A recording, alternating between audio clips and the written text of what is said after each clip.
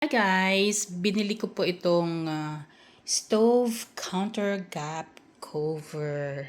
Kasi guys, kung maalala nyo, palit kami ng aming lutuan, yung aming stove. Kasi yung isa, yung luma nga, nag-renovate tayo ng kusina. So, binili ko to kasi actually matagal ko na itong binili eh. Hindi ko lang nailalagay. Pero ngayon nagkaroon ako ng chance para ilagay siya. Hindi ko na videohan, kaya lang nalinis ko na to guys. Sorry.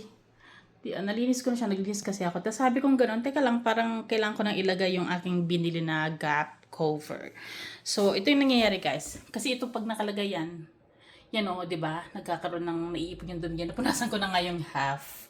So sabi ko, teka lang, i-video ko na nga muna. Yan yung proof na pag wala yung gap cover ng yan at saka to, kalan natin, nagkakaroon ng build up na ganyan.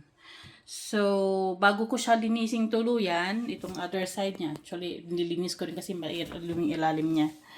So, itong kabila niya is nalinis ko na. So, ayan. So, ipapakita ko sa inyo pag nailagay ko na siya, ha.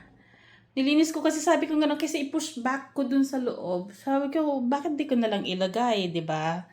So, ayan. Sandali lang. At i-update ko kayo. Ilalagay ko muna siya. So, ito siya. Meron siyang 2 piraso sa loob. Mahirap tanggalin. Mahirap pag camera. Mag-isa ang kamay. Ayan. So, ito siya guys. 2 piraso sa loob. Tara, buksan natin saglit. So, natanggal na natin siya sa plastic. Mayroon din siya nito. Instructions kung paano siya ilagay. Baliktad. Sorry po. Ayan, baliktad siya. So, ano ang kanya instructions. Ayan, meron silang card. Pa-thank you card. So, ito yung binili ko na lang yung color black. So, 2 piraso siya.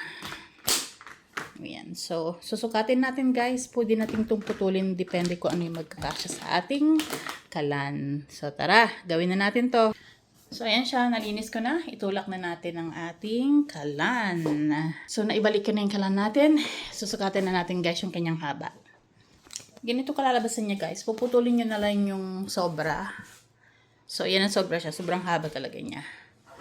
So, sa kabila naman, ganoon din siya. So, puputulin na lang natin yung sobra.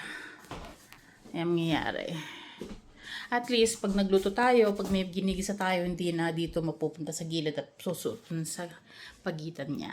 So, ayan na guys. Naputol ko na. Ito yung sobra nating pinutol. Ayan. At least, hindi na magiging susot yung mga yung mga malagkit na mantika pag nagluluto tayo dito sa pagitan nitong yung gap ng ating kalan.